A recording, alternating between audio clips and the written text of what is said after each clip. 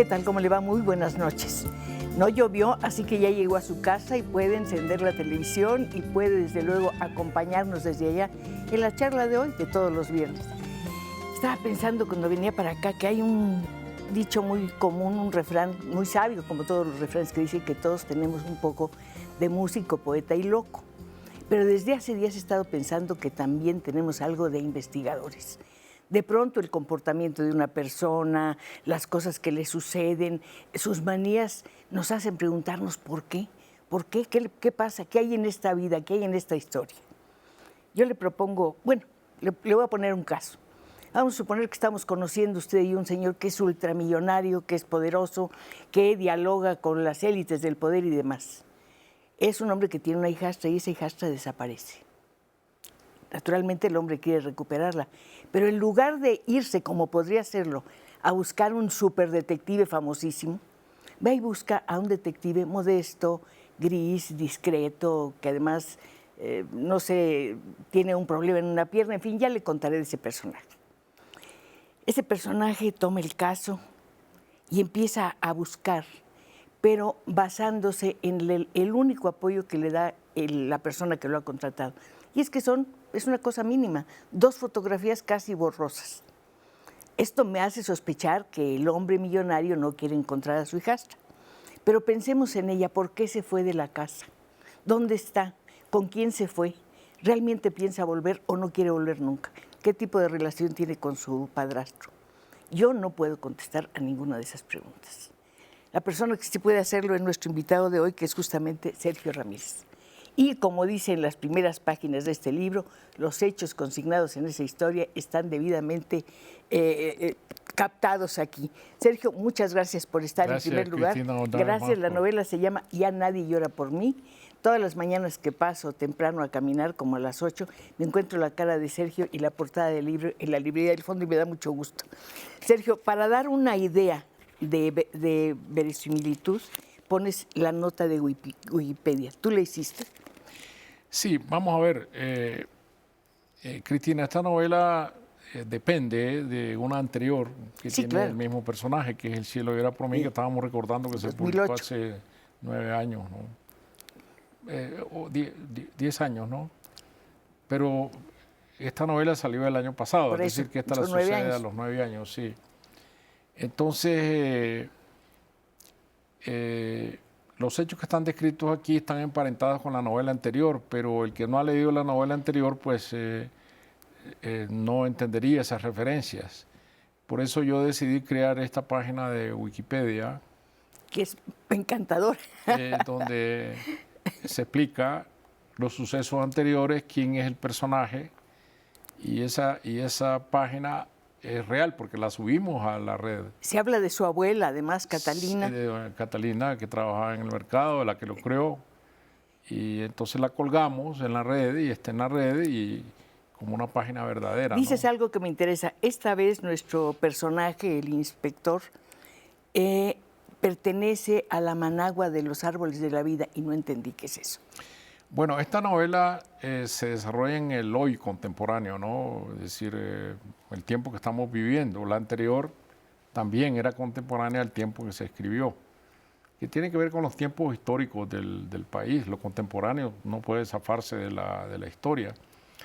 Entonces la novela se abre con la escena donde el inspector Dolores Morales va a encontrarse con este millonario que has mencionado. Miguel Soto. Bueno, Miguel Soto va a tener un desayuno con él le va a encargar este trabajo, el millonario, y él va por la avenida más importante de Managua, que la llamamos Carretera a Masaya, acercándose a la rotonda de Jean Paul Jenny, que está llena de árboles de la vida, que son unos armatrostes de metal de muy diversos colores, enormes, que mandó a plantar la vicepresidenta y primera dama del país. Es decir, no mandó plantar árboles verdaderos, sino árboles de metal. Y entonces esto es lo que caracteriza el paisaje. No se puede hablar de Managua sin estos árboles de la vida, y por eso él entra en este bosque camino de la cita que tiene. Es una novela que nos refleja una realidad que se parece mucho a otros países. Habla de corrupción, habla de los manejos del poder y habla de la pobreza y habla también de la depredación. Es algo que tú tomas muy en cuenta. Con frecuencia hay escenas donde hablas de árboles que han sido sacados para vender la madera y demás. 2 o 3 veces haces referencia a eso. O sea, tocas toda la realidad. Hoy leí una nota en la que estoy parcialmente de acuerdo. Se menciona mucho que es una novela de crítica social. Me parece que sí es, pero antes que nada es una novela. No es una denuncia, es una novela que gira en torno a las vidas de las personas. Exacto, yo parto de allí, porque para mí no existen novelas políticas ni novelas sociales, mucho menos novelas económicas, no existen novelas que tratan de las vidas de los seres humanos, de la condición humana. Entonces, depende del escenario en que unas vidas humanas se inserten, dónde viven, dónde respiran. Es decir, si mis personajes vivieran en Finlandia, el paisaje sería muy distinto. Absolutamente. Sería más pacífico quizás. Pero vivimos en paisajes que no se caracterizan por su normalidad. Y esto empieza como un investigador se inserta en esa realidad que no es normal y que está acosada por las imperfecciones del sistema judicial, por la falta de confiabilidad que tiene los poderes judiciales o los demás poderes del Estado, y donde el mismo investigador se vuelve muy frágil frente a la corrupción, frente a las circunstancias y puede llegar a ser contaminado. Entonces, mi detective viene de una tradición ética que le dejó la revolución. Él fue guerrillero, perdió una pierna como guerrillero, usó una prótesis. Entonces él estuvo en la policía, entra en este mundo distinto de la novela anterior, donde está gobernando Arnoldo Alemán, digamos, que es un hombre muy corrupto, y él, sin embargo, sigue en esa policía, y ahora él aparece de nuevo cuando el Frente Sandinista ha regresado al poder. Entonces vamos siguiendo el tiempo real, que no es normal. Es decir, no es pacífico, no es un paisaje que se puede ver a distancia, sino que la realidad va metiéndose dentro de la vida de los personajes. Pero hay algo, decías tú que no crees en la novela comprometida, porque sería un fracaso finalmente. Tampoco en la novela didáctica, ¿no? Pero toda novela nos muestra el mundo en el que nacieron los personajes, lo quieras o no.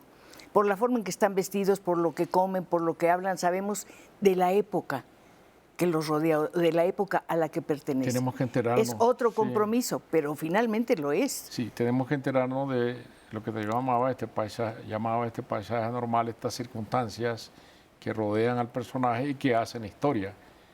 Vamos a entender la historia con mayúscula y la historia con minúscula. Él vive su historia dentro de la historia, que tiene esos colores particulares. Pero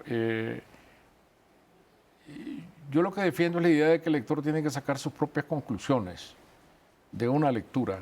Una novela le puede servir solo para distraerse, para divertirse, para interesarse en la trama y también para decir, bueno, esta situación no es normal, esta situación debe ser corregible. No porque yo piense que una novela puede cambiar el mundo, puede cambiar la historia. Ojalá que fuera posible. Pero sí ser veraz con el entorno, no falsificar el entorno. Uno en la novela miente, obviamente. La novela está llena de mentiras, de imaginación. Pero mentiras que tienen que ser en la verdad. Claro, por supuesto. Claro, no puede falsificarse la verdad, no puede alterarse. Porque entonces sí sería faltar a la fidelidad de los hechos en los cuales se soporta, se asienta la novela, y entonces estaríamos hablando de otro tipo de imaginación. Además hay algo, tienes que mantener la libertad de la novela, si no, no funciona. Tiene que ser fiel a sí misma, nada más. Sí, la libertad de los personajes. Claro que son parte de la novela, pero la novela no se puede comprometer de antemano con nada. Los nombres de los personajes. Es evidente que hay una intención en el nombre de tu detective. Bueno, Dolores Morales sí. Puede indicarte que yo estoy hablando de los dolores morales de la sociedad nicaragüense. Lo pensé. Me parece que eso sería un poco pretencioso. Dolores Morales es un nombre común en Nicaragua. Es común que a los niños, cuando nacen, los consagran a la Virgen. Y entonces le ponen el nombre de la Virgen preferida de la madre, a la Virgen de Dolores, la Virgen de Mercedes, la Virgen del Carmen, la Virgen de Guadalupe. Entonces hay niños que se llaman Mercedes, que se llaman Carmen, que se llaman Dolores, que se llaman Guadalupe. Y el apellido Morales, pues también es común. Entonces yo conozco varios Dolores Morales. Yo te iba a hablar por teléfono para preguntarte si era común que las personas, y es más, iba a llamar a la embajada para preguntarle a alguna secretaria si era común que los señores se llamaran Dolores. Dolores Morales, te puede llamar. Yo tenía un tío que se llamaba Mercedes Gutiérrez. Ese era su nombre de hombre, ¿no? Porque su madre era devota a la Virgen de Mercedes. Hay Pilar, Don Pilar, Don Mercedes. Bueno, aquí hay hombres que se llaman Carmen también. Claro, por eso mismo, pero es por la Virgen del Carmen y mucho Guadalupe, Don Lupe. Bueno, pues aquí vamos a estar conversando con Sergio Ramírez. Entre en este lugar, se están quedando callados. No quiero silencio, al contrario, quiero su participación. Aquí lo hemos tenido en otra ocasión. ¿Qué novela viniste a presentar? Ya no recuerdo, hemos estado varias veces. 3 veces. Soy un veterano. Ya lo conocí, eres veterano, eres programa, cliente. Sí. Hay una complejidad en la novela policial terrible. Creo que no lo hay en otro género, porque tienes que ir trabando desde el principio las piezas, aunque todavía no ocurran los hechos. Tú decías que siempre que te sientas a escribir una novela sabes a dónde vas, sabes lo que quieres. Yo creo que hay algunas personas o críticos o lo que sea que cometen una injusticia con la novela policíaca o novela negra, calificándola así ligeramente de un género menor.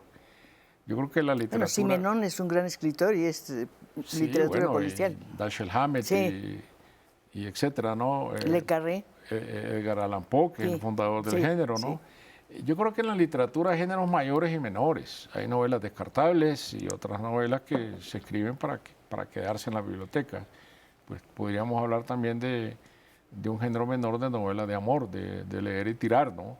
Pero yo creo que la novela negra, eso que tú llamabas la complejidad, se vuelve más densa en lo que es el territorio de América Latina, distinta de la novela europea, donde vuelvo a lo que te decía antes, el investigador en la novela europea... Hay instituciones allá. Claro, presupone la institucionalidad, presupone que los jueces son honestos, que los fiscales van a fondo. Y que van a un corte. Que el aparato... Que van a un corte. Sí. Sí, van a un corte. Que el aparato... No, van a un corte. Bueno, perfecto, perfecto.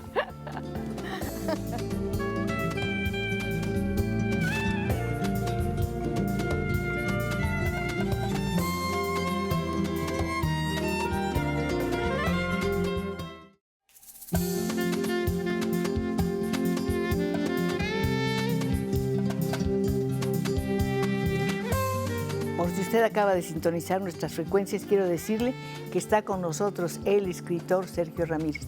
Como usted sabe, es Premio Cervantes 2017, ha ganado el premio Carlos Fuentes. Es una persona que se dedica a la literatura enteramente y también al periodismo. Es cuentista, es novelista. Hoy estamos hablando de su novela más reciente, Ya nadie llora por mí.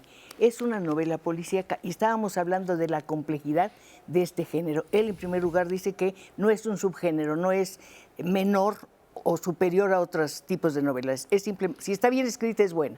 Sí, y te decía que en América Latina se vuelve más complejo por esto mismo de la realidad que tenemos que enfrentar y que enfrenta un investigador que no puede contar con la pureza de las instituciones judiciales, no sabe si están contaminadas o no, y no como en la novela europea donde ya se supone que todo es seguro, los jueces son honestos, los fiscales van a fondo, las pruebas forenses son impecables.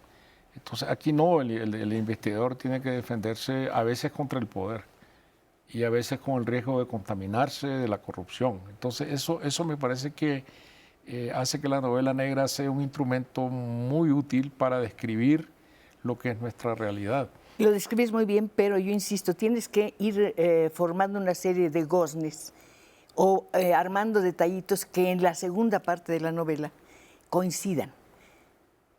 Sí, para que pueda darse una realidad precisa y uno se entienda por qué ocurrieron las cosas. Sí, y sobre todo cuando se trata de un personaje en una novela policíaca que difícilmente puede sobrevivir en un solo libro. generalmente un inspector de policía, un investigador, Bueno, hemos visto mucho, sí. tiene que ser serial, ¿no? Sí, sí, sí. Y aquí ya vamos por la segunda. Yo espero que Decías que la tercera iba a existir venir, una estamos tercera, esperando. claro. Esperamos. Hay algo muy, muy interesante en la novela y lo quiero subrayar desde ahora, antes de que lo olvide, la propia descripción de la ciudad. Esos fragmentos son bastante líricos en algunas ocasiones, pero además te dan una idea perfecta. Uno puede respirar el aire, uno puede sentir la atmósfera, el calor. Sí. Es un desafío. ¿Es un personaje? Y es un desafío volver a Managua un personaje porque es una ciudad muy extraña. Managua fue destruida por el terremoto en 1972 y nunca se reconstruyó como una ciudad orgánica, sino que quedó como consecuencia de un Big Bang, ¿no? De una explosión en fragmentos conectados por carretera. Por eso la principal avenida de Managua se llama Carretera Masaya. Y luego las otras son Carretera Norte, Carretera Sur, Carretera León. Es decir, son las carreteras alrededor de las cuales se fragmentó la ciudad, que nunca recuperó un centro como en el pasado. La Managua provinciana de antes de 1972 se dispersó y por lo tanto es una ciudad bastante extraña para vivir en ella.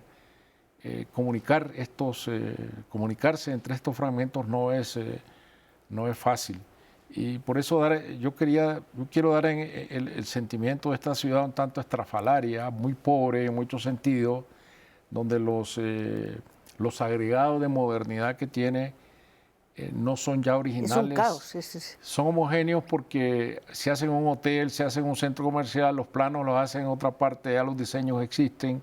Entonces Managua, en su modernidad pretendida, viene a ser copia de otras ciudades centroamericanas. Los hoteles que tú te encuentras en San Salvador, en Honduras, en Tegucigalpa, San Pedro Sula, Managua son igualitos.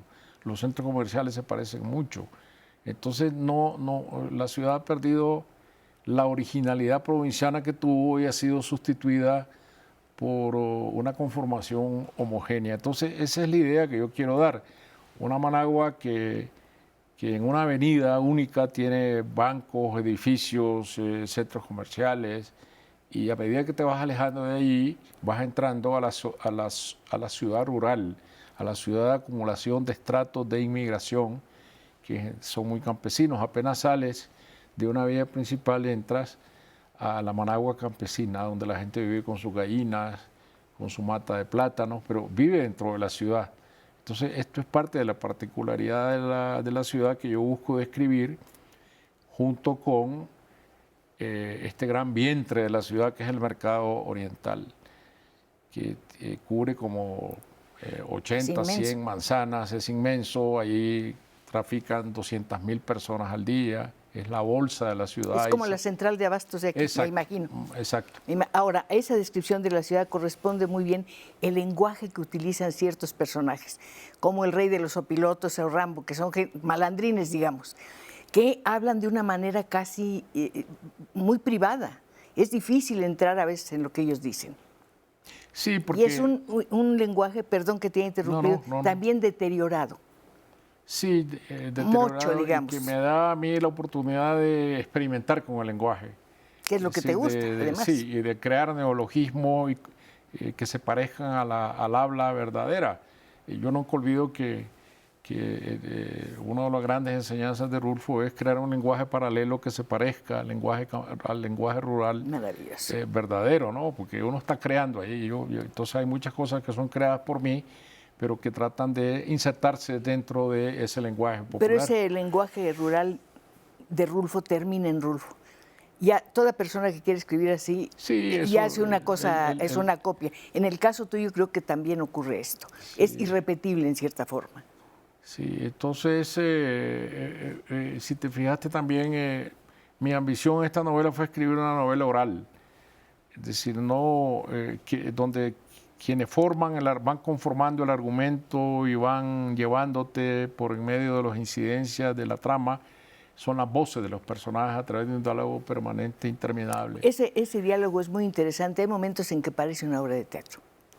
Es tan rico y tan, ¿cómo te dijera yo?, tan colorido el diálogo que llevan.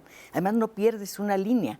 No hay nada perdido en esas palabras. Todo tiene una justificación. A eso me refería cuando aludía que tal vez hiciste un plano de la novela o alguna cosa así.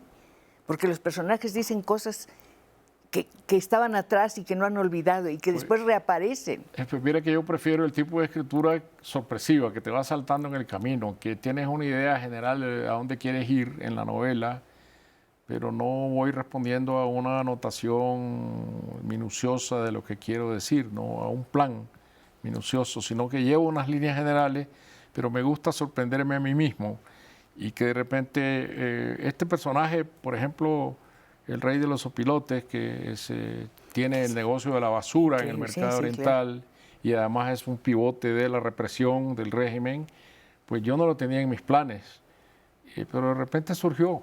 Hasta con los dientes de oro surgió. De repente surgió y como una necesidad de la novela, porque la novela tiene sus propias necesidades y hay que satisfacerlas. Cuando el inspector Morales entra a ese mundo del mercado oriental a buscar a esta muchacha y entra al hospicio de pobres de la reverenda y no la encuentra allí y él va a buscarla en otra parte. ¿De dónde la va a buscar? Entonces me acordé yo de que existe allí en el mercado oriental, quedó atrapado el Cine México. Sí, claro. Que fue construido por la Pelimex. Sí. Cuando la Pelimex era una empresa distribuidora muy grande, muy poderosa en América Latina. Y me acordé de ese cine que está allí abandonado. Yo dije, bueno, ese es un buen escenario para llevar a esta muchacha a ocultarse. Pero tiene que haber alguien que esté allí. Y se me ocurrió el rey de la basura, que es el rey de los opilotes, el que maneja el dueño de la basura. Cuando desaparece un personaje, por ejemplo, la hijastra de Soto, ¿ya sabías por qué se había ido o realmente te lo vino a descubrir el investigador? Sí, yo creo que yo ya sabía cuál era el motivo por el cual ella se había ido de la casa, que ese sí es el nudo, digamos, es la esencia de la novela, la verdadera esencia que obviamente yo tengo que ocultar en la novela hasta que conviene descubrir ya muchas páginas después por qué verdaderamente ella ha huido, ¿no? Dolores Morales tiene una especie de Pepe Grillo. Fue su gran amigo, su compañero, falleció en un atentado y de pronto aparece en ciertos momentos su voz, dándole indicaciones a su amigo, haciéndole comentarios que son muy ilustrativos y demás. ¿En qué momentos tiene que aparecer Lord Dixon? Bueno, yo te decía antes que la novela tiene sus propias necesidades y en El cielo era por mí hay un momento culminante de la novela donde esta pareja de investigadores, Dolores Morales y Lord Dixon, vienen de reconocer un cadáver que aparece en un cauce cercano a los botaderos de basura del lago de Managua y de regreso son emboscados por los narcos. Y entonces resulta herido Lord Dixon en esa emboscada, pero yo en ese momento necesitaba un incentivo para un inspector Dolores Morales dubitativo respecto a la investigación. Y necesita apoyos, tiene 3. Y yo necesitaba que él recibiera un shock eléctrico para seguir adelante y perseguir a estos maleantes hasta el final, como lo hace. Y esa era necesariamente la muerte de Lord Dixon. La pérdida de su amigo, pero sí, él está presente en momentos claves. Claro, entonces, comentando una vez con él en Mendoza, me dice, pero ¿cómo fuiste a matar a este hombre que era tan importante y era tan simpático? Le digo, no te preocupes, que vamos a buscar cómo revivirlo, ¿no? En la próxima. Y a mí se me ocurrió convertirlo en su alguien que le está hablando al oído, que es invisible y solo existe en la cabeza del inspector Dolores Morales. Pero Dolores a veces hasta le contesta y le dice, cállate, me estás distrayendo. Claro, porque hablan entre los dos, pero cuando Lord Dixon se dirige a un tercero no lo escucha. Y tiene humor, Lord Dixon. Sí, además es perspicaz. Un humor más negro todavía que el del inspector Morales, pero él es el que lo va guiando éticamente. Cuando él se desvía, tiene dudas, cuando él ya sospecha qué es lo que hay detrás de este caso, pero él todavía se resiste a a soltar el botín, porque él le han ofrecido $10,000 por este caso, que en su vida eso es una No lo había visto. que nunca ha visto. Entonces es Lord Dixon el que lo va cuestionando hasta que lo vuelve al camino correcto. Ay, Soto me interesa, me escalofría, le tengo miedo, pero me llena de curiosidad. Es un hombre extrañísimo. ¿Por qué tiene esos cuadros con ojos y no obras de arte? Es tan rico que podría comprar un Picasso. No, pero esos cuadros son carísimos, son de Alburarach. ¿Son de los ojos? Claro, ¿El guatemalteco? Claro, son de Alburarach, el pintor guatemalteco sí. que se cotiza muy caro. Y él lo compró en una subasta en Nueva York. ¿Pero por qué tantos ojos? ¿Por qué un ojo esos... tiene una lágrima verde y otro roja? Me has convertido en investigadora. Pero porque los cuadros de Alburarach que están descritos ahí verdaderamente existen. Esa lágrima de color, porque... cae sobre una tela que dice corte. Sí, perfecto, cortamos, sí.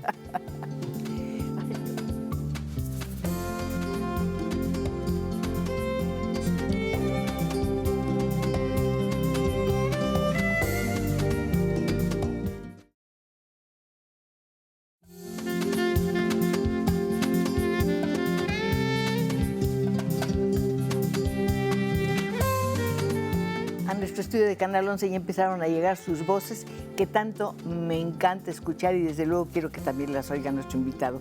La señora Quick dice: saludos, maestro Sergio, ya nadie llora por mí. Gran novela, Nicaragua se enorgullece de tenerlo y en México lo estimamos. Es usted un orgullo para Latinoamérica. Es lo que te dice, conste. Me parece muy merecido el comentario. Rómulo García, un saludo muy afectuoso a la señora Cristina y mi gran admiración a Sergio Ramírez, gran escritor latinoamericano y ante todo nicaragüense. Eduardo Hernández López, felicidades por este excelente programa. Saludos a la señora Pacheco y felicitaciones por su trayectoria. Muchísimas gracias, sigan llamando, sigan comentando y sigan metiéndose en este mundo extraño en el que hemos entrado gracias al talento, a la imaginación y desde luego al dominio que tiene del género nuestro invitado, Sergio Ramírez. Sergio, estábamos hablando de tu personaje. ¿Cómo lo fuiste armando? ¿Desde dónde? ¿Desde sus manías, desde su poder, desde su dinero? ¿Cómo lo fuiste haciendo a Soto? Un elemento muy importante para componer un personaje son los antecedentes, los rastros de personajes que hay en la realidad y que juntando varios te da el personaje que quieres o necesitas, ¿no? Yo no olvido que en los años 90, finales de los 90, comienzos de la década del 2000, en Nicaragua se dio un escándalo de una estafa, ¿no? Que prestaban a los bancos mucho dinero y entregaban como garantía café, oro, pero el café no era café, sino que lo que había en los sacos era cascarilla de arroz, la corteza del arroz, que no valía nada, ¿no? Entonces eso hizo que el banco quebrara, porque no pagaron las deudas y este banco se derrumbó, se llevó a miles de ahorrantes. Fue un escándalo de corrupción, los tipos estos fueron presos, pero después no pasó nada, la corrupción judicial, y este era mi antecedente para construir este personaje que pertenece a la clase de los nuevos ricos que surgen después de la revolución. Es decir, esto es lo que ocurre en Balzac, ¿no? Cuando nos cuenta de la nueva clase social de gente enriquecida que estuvo en las barricadas y que después pasan a ser los nuevos millonarios. Y este personaje es de esos, ¿no? De los nuevos ricos que tienen un entente muy estrecho con el poder. ¿Te recuerdas que el rey de los pilotos lo llama aliado táctico? Sí. Pero él es parte del aparato de poder económico que sustenta al régimen y tiene licencias, obviamente, ¿no? Y es un millonario que además le gusta exhibir su dinero. ¿Por qué tiene tantos ojos? Porque en su oficina, ¿no? Cuadros de ojos, porque este pintor Alburarach, guatemalteco, es muy caro, pero él no tiene uno, como sería de buen gusto, sino que llena toda la habitación de ojos. Y esto ya te le da un sentido siniestro, no artístico, sino siniestro. Y te recuerdas la descripción de cuando el inspector Morales entra a su mansión, está rodeada de campos de golf, de lagos artificiales. Y luego la sala.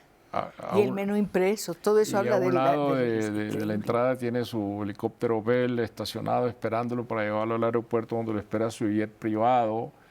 tiene criados de guantes blancos. Él viene de una familia campesina, pero tiene criados de guantes blancos, maître sala y come con un menú impreso cada día, ¿no? Entonces, Lord Nixon hace una pregunta muy bonita.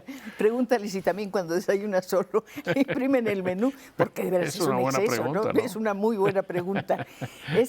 Yo no sé si te has encariñado con tus personajes así íntimamente. Creo que quieres mucho al inspector y creo que tienes mucha simpatía por dos mujeres, por las que están más cerca del inspector.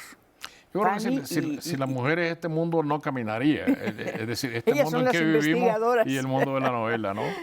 No caminaría, porque al lado del inspector Morales ha estado siempre doña Sofía, que desde la primera novela ella es, como se dice en Nicaragua ahora, afanadora, es la que hace la limpieza, hacía la limpieza de la oficina de la policía, servía el café, le Pero llevaba se fue el agua. preparando. Y ahora se fue con él y se ha vuelto una experta en computación, es un hacker de primera, doña Sofía, y muy inteligente, tiene una gran perspicacia, a veces mucho más fina que la del inspector Morales, y él hace de Y todo. siempre acierta. Sí, Además, siempre acierta, tiene esta intuición. Y también aparece este otro personaje que es la reverenda, que es una norteamericana de Alabama que llegó en tiempos de la Revolución con su marido. ¿existió realmente? Alguien como ella tiene que haber existido. Con sus porque, trenzas y su claro, huipil y todas sí, estas de cosas. estas personas que se aficionan tanto al país que se quedan vistiendo típicamente, ¿no? Y ya mayores siempre están vestidas con los trajes típicos. Entonces, ella tiene su propia historia. Al marido lo asesinan. Sí.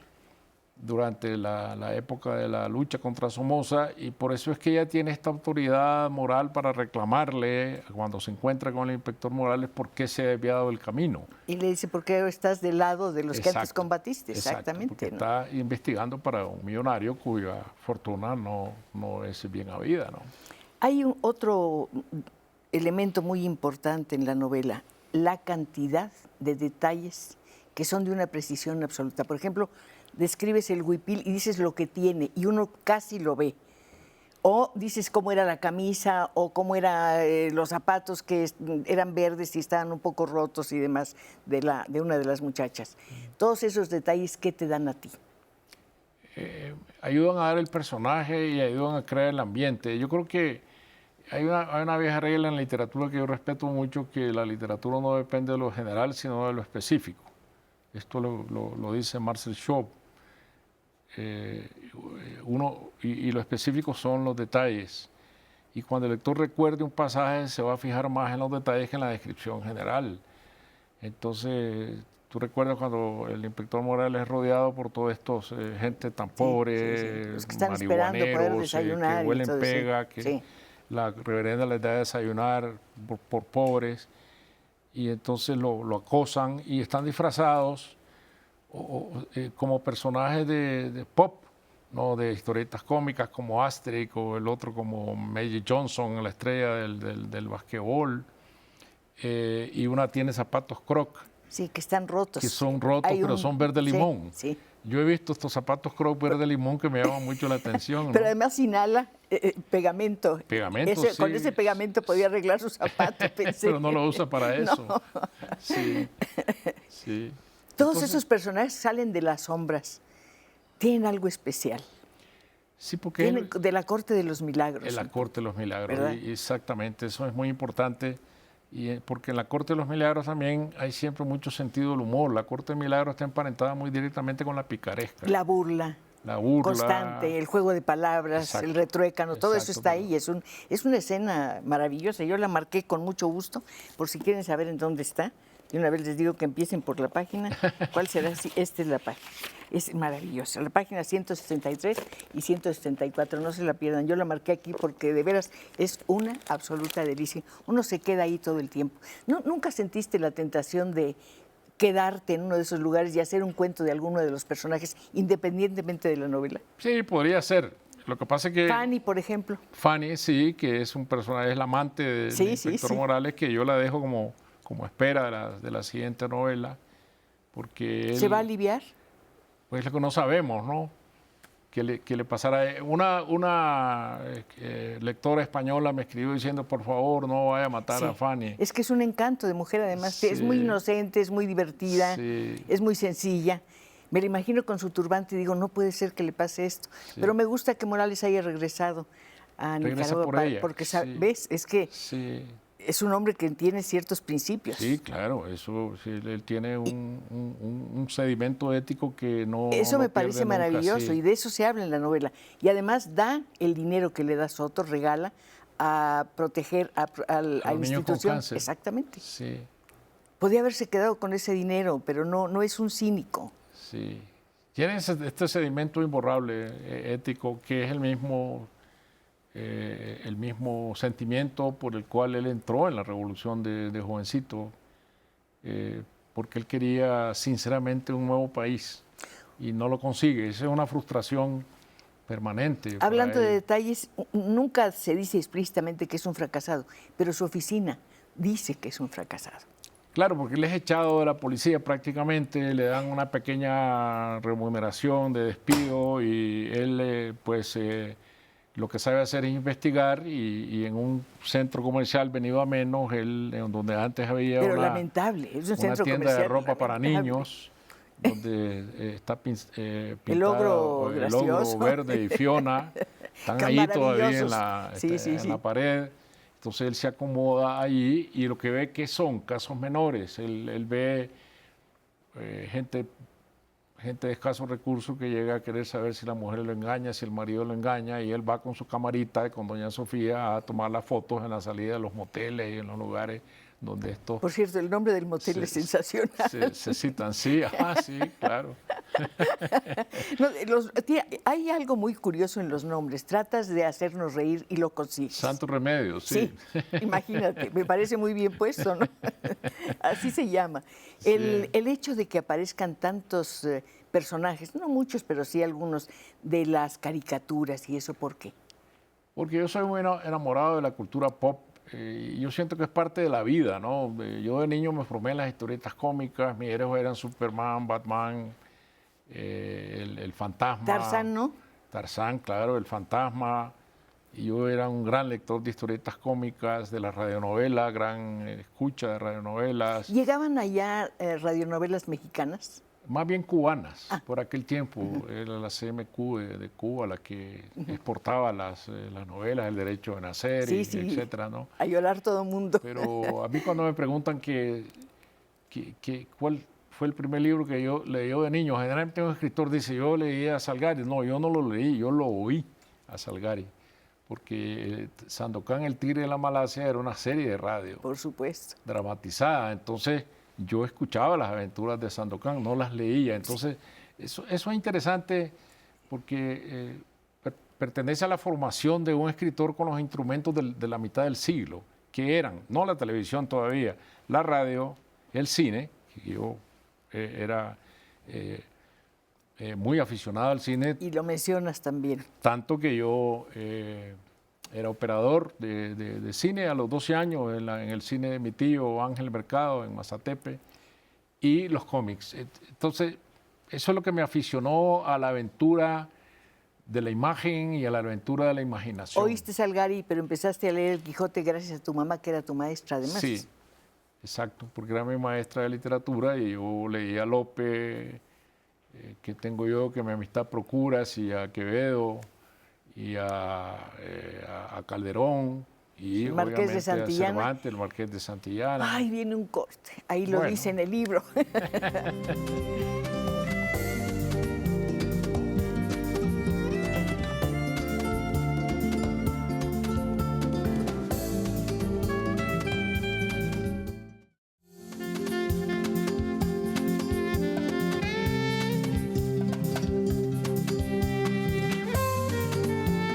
Hasta el Centro Nacional de Tecnologías Aeronáuticas, quiero mandarle un saludo muy, muy afectuoso y mi agradecimiento al maestro en ciencias Marcos Paredes Guillén. No tengo el gusto de conocerlo, pero su mensaje realmente me ha conmovido. Muchas gracias.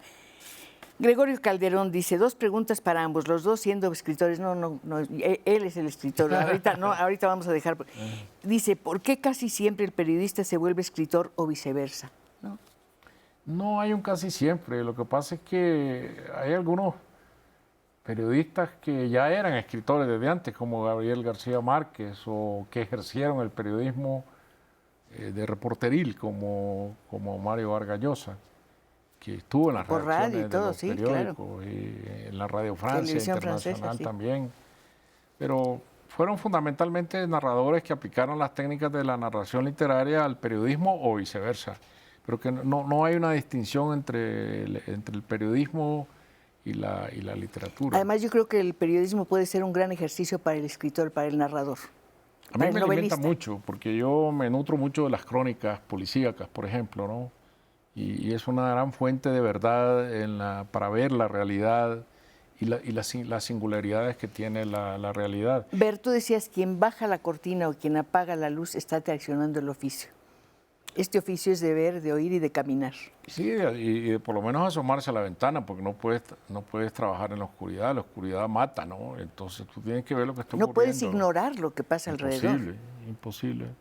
Eso de la Torre de Marfil es una elucubración que no tiene sentido, ¿no? Si tú no ves lo que está pasando alrededor, estás a oscuras. Además, una vez conversando con Vargas Llosa me decía, yo sí soy un escritor que tiene que tener un pie en la realidad.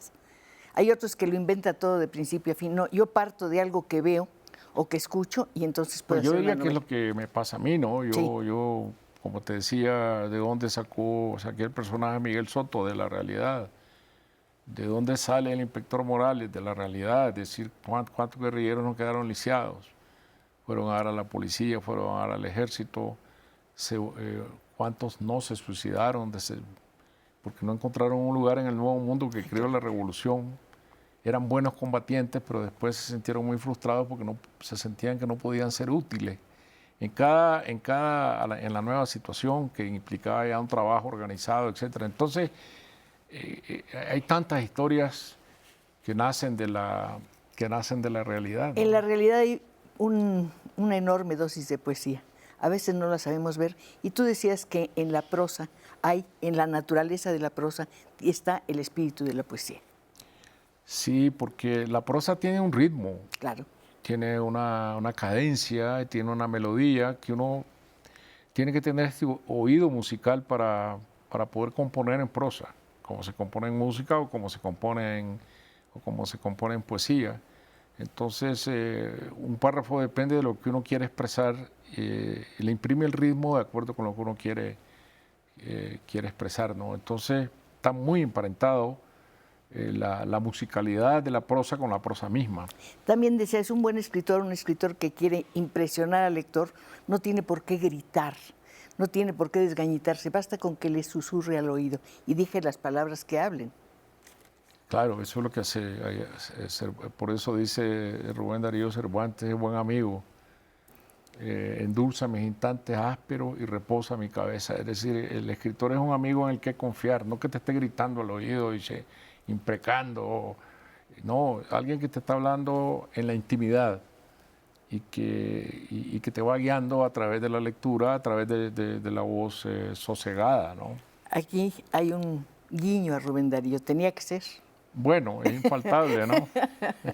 Me encanta, poeta. Eso es muy bonito, tu tierra es de grandes poetas. Sí. Y tú, en tu discurso el día de la recepción del Premio Cervantes, hablaste mucho de eso, de todo lo que había hecho Darío y del lenguaje, cómo va de regreso a España y cómo viene. Transformado, sí. ya con la mezcla de lenguas que sí. hay en América Latina, la mezcla de razas,